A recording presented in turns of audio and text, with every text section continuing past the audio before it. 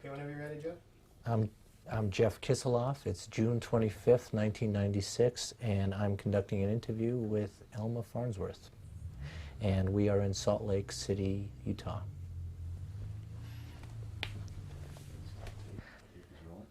I just need to ask you your full name and I guess the name when you were born, your given name.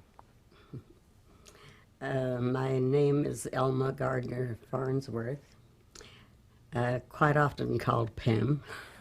Why Pem? That was I was born on my father's 30th birthday, and he lost a sister during the big flu epidemic, and her name was Elma. And somehow or the other, she got called Pemmy, and I inherited it. Oh. Oh, and your birth date was? February 25th, 1908. And where were you born? Jensen, Utah. That's right, on the Green River, just below the dinosaur quarry. Really? Oh. And what did your father do? Well, various things. He was a merchant for quite a while. He farmed before that, and he hauled freight, which, at that time, there were no trains coming anywhere near us. So people had to haul freight from the end of the line, wherever that was at that time. And as most people that age at that era, he was a jack of all trades. He could do almost anything. We had him come up to Maine to help us redo this 200-year-old farmhouse that we redid up there. Was he several generations of Utah, your dad? Yes, well, his grandfather was one of the pilgrims that came out over the prairie with hand carts. Mm-hmm. Like Phil's, similar to Phil's Right. situation. Right. Just to really start off, tell me the magnificent story of the night of Phil's birth in the barn. Well, this is something I didn't know until after Phil was dead. Mm-hmm. But a cousin had gotten a Mother Farnsworth, Serena. She was Lewis's second wife, and he already had 2 boys and 2 girls, in 9 to 14, something like that. And this was Serena's first baby, and she was almost to deliver, and Lewis had to go out and do the chores, milk the cows and so forth. And as he went to pull out the gate, his former wife, who was dead, appeared to him and said, "This is a special spirit that you're getting," and raise him very carefully. And of course, Lewis and Serena didn't tell anyone about this, but this was what drove them to move all the time to better their situation. Because of that, what he felt came to him at that night. Right. And they said that this person that's coming into the world is going to be a very special person. Right. They said that,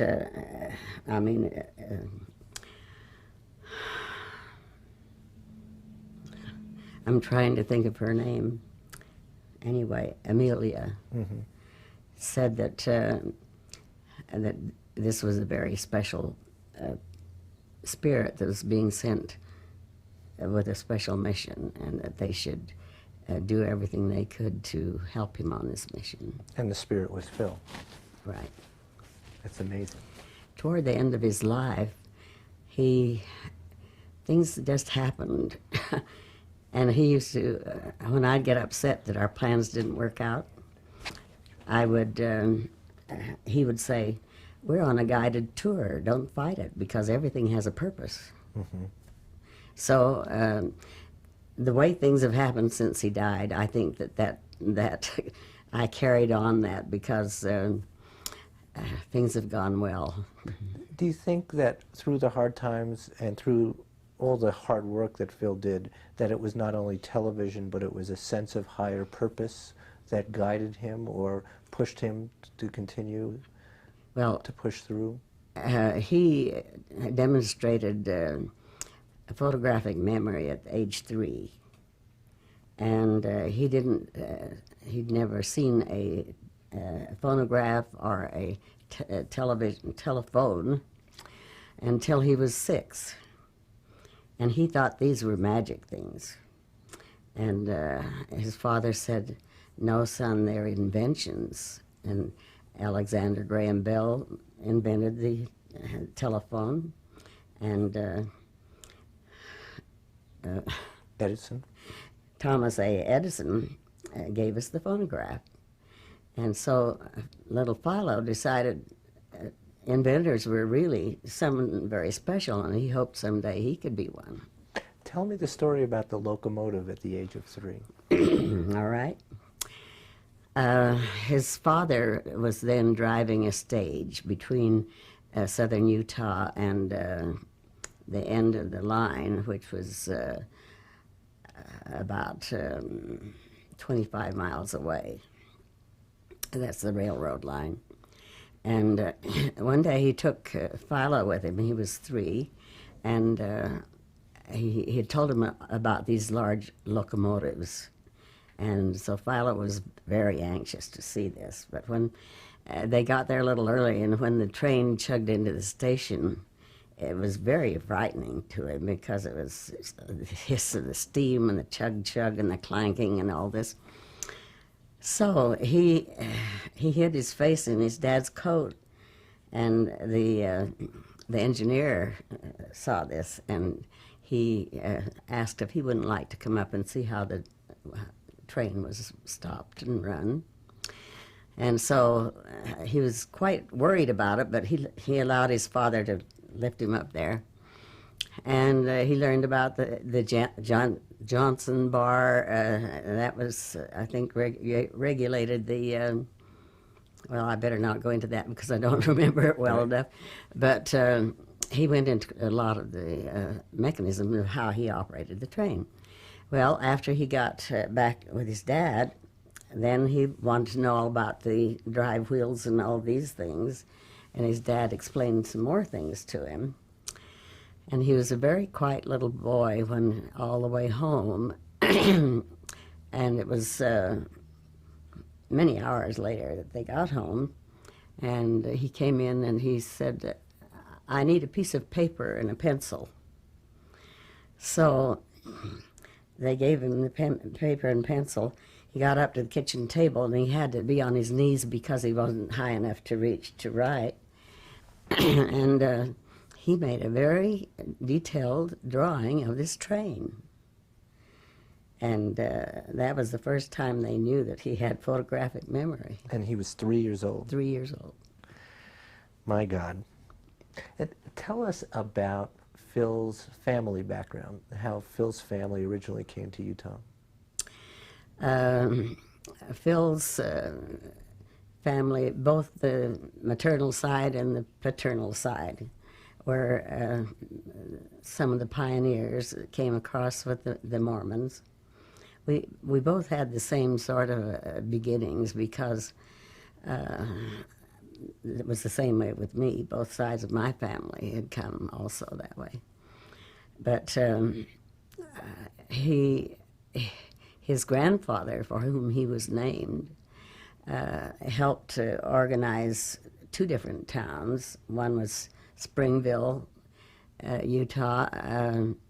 In fact, I have a map showing a street map of that area, showing the Farnsworth home and various other leading people. Then he was given the job to go to further south, which turned out it was Beaver, and take some families with him, and this is the way they scattered the people around. They had to farm because everyone had to raise what they needed to eat. Right. And so he did this, and he happened to have built a log cabin close to Beaver, and this is the place where Phil was born. Mm-hmm.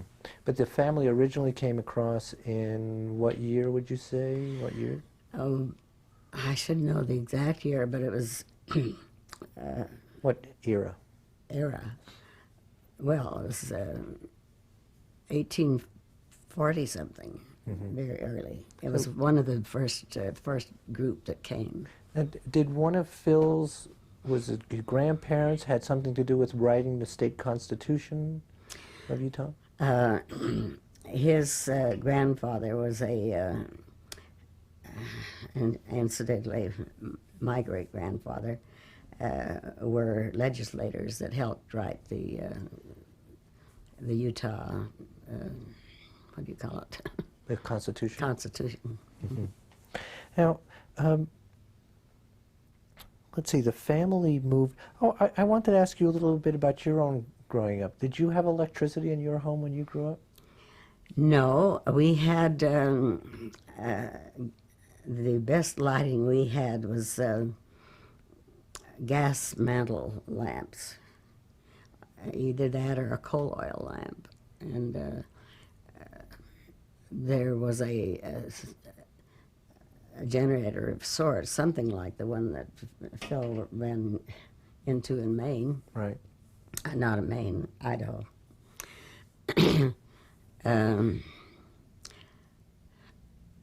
So we had no electricity. And you know, the first movie we ever saw, there was a gentleman who would come. He had a hand-cranked movie machine. Wow, sure, wow. And about twice a year he'd come and show us a movie. Big entertainment, wasn't it? Well, we were our own entertainment. So there were 9 children, and my father, when I was quite young, came home with a player piano for the family for Christmas. And he played a record, and then he said, "Now, your mother and I are the only ones to play that. I want every one of you children to learn an instrument. I don't care what it is, but I want you to learn an instrument." And that's how my brother Cliff played the trombone. I played the piano, and we were the only ones that really took it seriously. So that was when I first met Phil through his sister, who was my best friend in high school. We went on a picnic, all of us together, and we found out that Phil played the violin, and we played instruments, and so the next Saturday he called and asked if he could come over and jam it up with us, because he was part of a dance orchestra in Idaho. And that's how we got acquainted, and he was really best friends with with Cliff. Was he a good player, Phil? He was first violinist at the Brigham Young Chamber Music Orchestra. Well, what kind of music would you play when you would get together? Mostly popular, because Cliff and I had played for dances in Jensen, so it was those kind of things, and some classical. Now, we talked about when Phil was 3 and he demonstrated obvious ability, and then he talked about wanting to be an inventor, how magic that was when he was 6.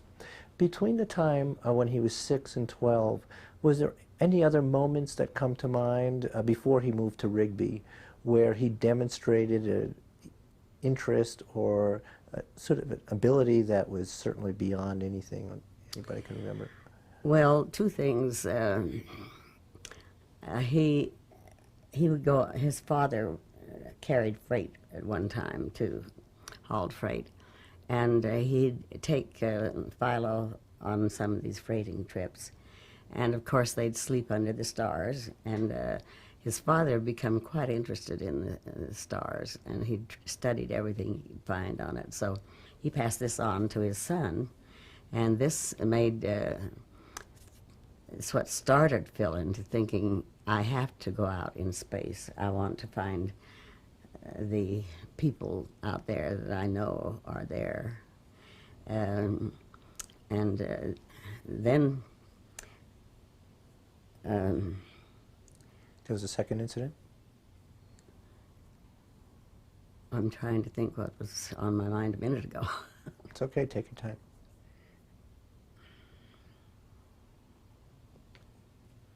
It'll come back to you.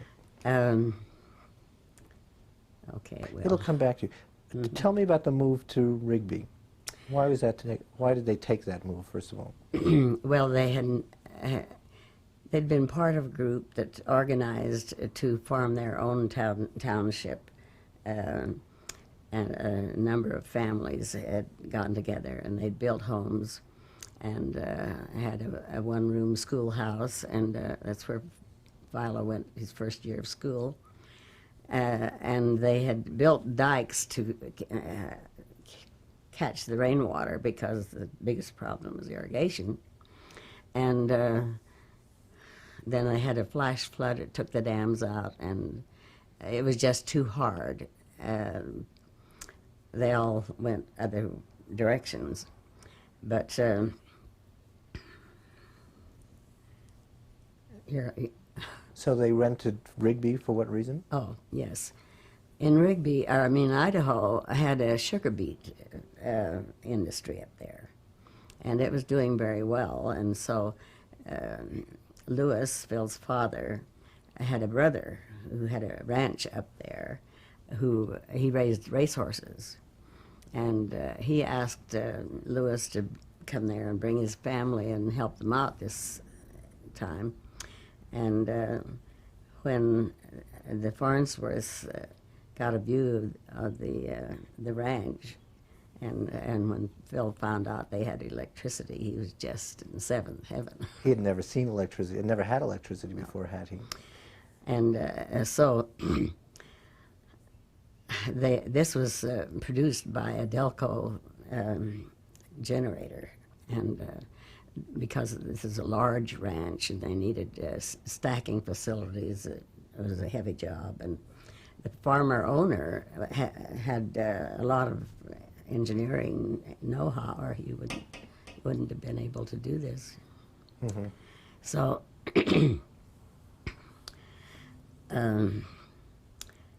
the generator was, it didn't have,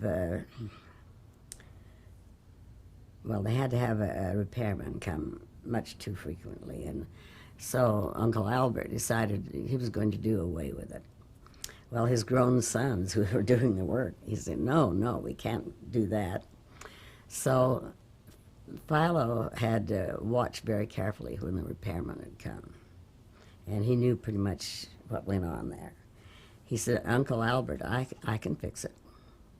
And Uncle Albert, you know, he was 12, and his cousin sort of snickered at this.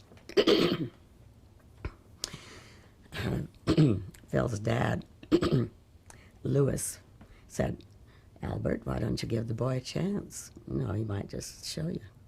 And he did. He took it all apart, and they were all just, you know, what are we going to do? We'll never get it together. But he washed all the parts in kerosene and then called for some lightweight oil. And they brought it, and he oiled it. And he pulled the switch, and it was just like new. Well, that was the first time that he really got respect. They must have been astonished. Mm. Do you want to take some water? Feel free to interrupt at any time to take some water, you know. You want me to go see what's blowing against that glass? No, I know what it is. Yeah. It's So he rebuilt the Delco generator. Now, as I recall, was it Agnes who told me a story that he also offered to electrify the washing machine? Well, what he did was he rebuilt rewound an armature. And anyone who's seen an armature realized that was quite a feat. Right. So he did that, and he made a little motor, and this washing machine had a handle. That's the way you did it instead of on the board, and that was a big advancement, of course. So he hooked this up to this machine and ran it.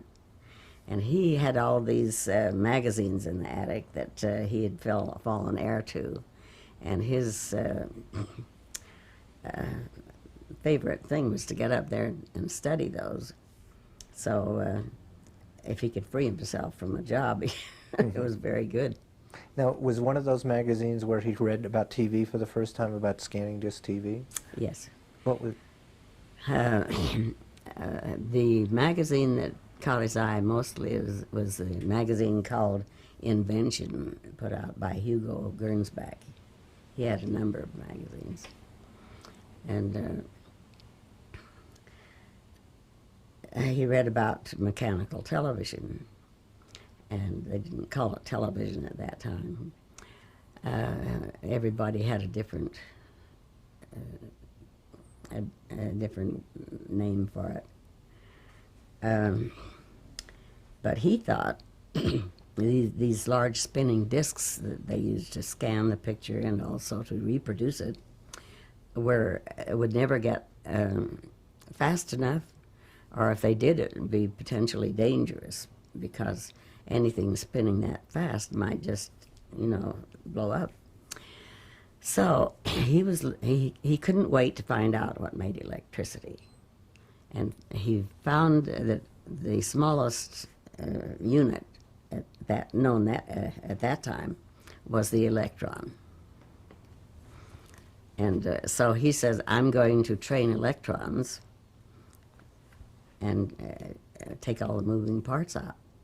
But before that, before he got to that point, did he feel that this TV idea was something that could be very special, that had great potential? Oh, yes. So what did he think of, even in those early days, what did he think that TV could accomplish or do? Or was he thinking as a 14-year-old about what TV could do? He was thinking very deeply. In fact, at that time, Einstein's theory of relativity was just getting a lot of negative publicity.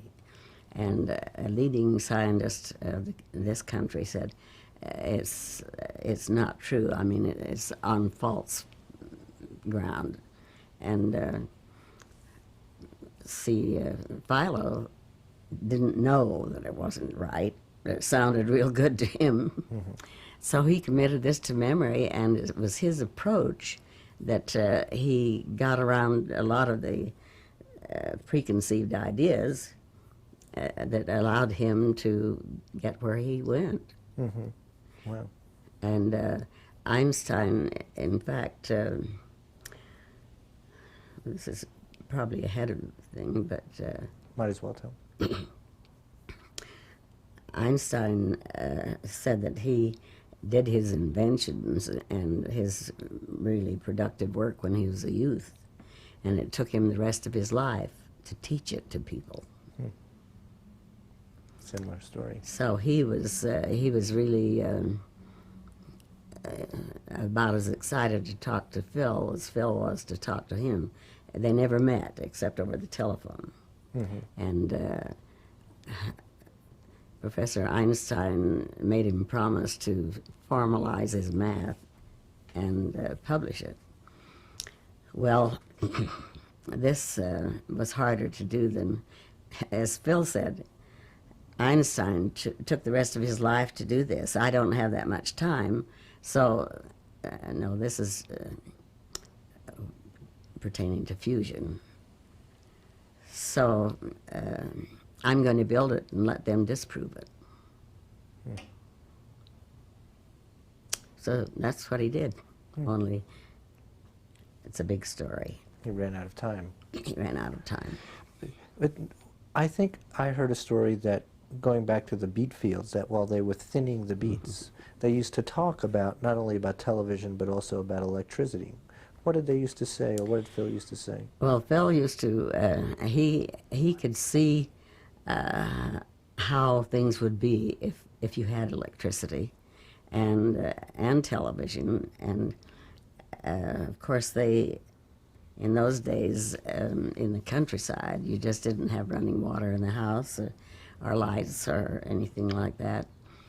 But he used to tell them the kind of a home he was going to build for them. They would have each a bedroom, and they'd have running water and a toilet in the house. Ooh. And all of these things. And these kids, you know, thinning beets is a hard job, especially in the hot sun. And the rows were very long. At the end of the row, Phil would set them down and tell them these tales sort of get them a little rest. And so It made the work a little easier. Laura, he built a little, what he told them was a car. Of course, it was boxes. And Laura believed in him so much that she expected it to run, you know. So she was quite disappointed. Was he doing any inventing work at that point? Is 13? No, Before except he was trying to, I told you he was interested in stars. Right. Well, he got an idea of how you could track stars because he knew they moved. And so, well, he got to prove that he could do it because when they started the satellite business, it was him that got the idea of how to track these. But what was the other? Well, actually, there was the one wonderful story about the keys to the Ford and how he magnified that. But let's just stop here and then we'll pick it right up.